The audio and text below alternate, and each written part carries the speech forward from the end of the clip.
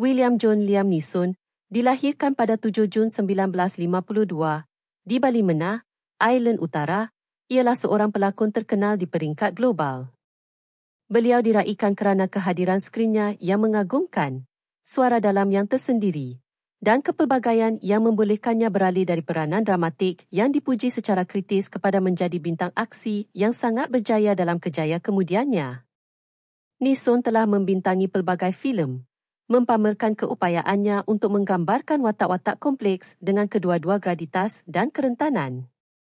Neeson memulakan kejaya lakonannya dalam teater, menimba pengalaman di pentas Ireland sebelum beralih ke filem. Penembusan antarabangsanya datang pada tahun 1990-an. Schindler's List, 1993 penggambarannya yang berkuasa dan bernuansa sebagai Oscar Schindler memberikannya pencalonan anugerah Akademi untuk pelakon terbaik dan mengukuhkan reputasinya sebagai pelakon dramatik yang hebat. Peranan ini kekal sebagai salah satu yang paling ikonik. Nell, 1994 berlakon bersama Jodie Foster dan Natasha Richardson. Michael Collins, 1990 memegang watak pemimpin revolusi Ireland yang eponymous. Les Miserables, 1998 sebagai Jean Valjean.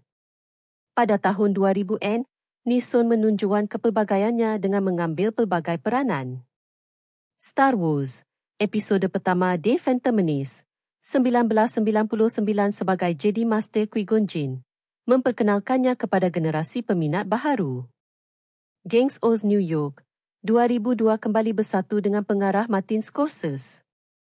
Love Actually, 2003 mempamerkan julat emosinya dalam komedi romantis yang disukai ramai ini. Batman Begins, 2005 sebagai Ra's al Ghul, menceburi genre adiwira. Titik perubahan signifikan dalam kejayanya datang dengan filem 2008 Taken.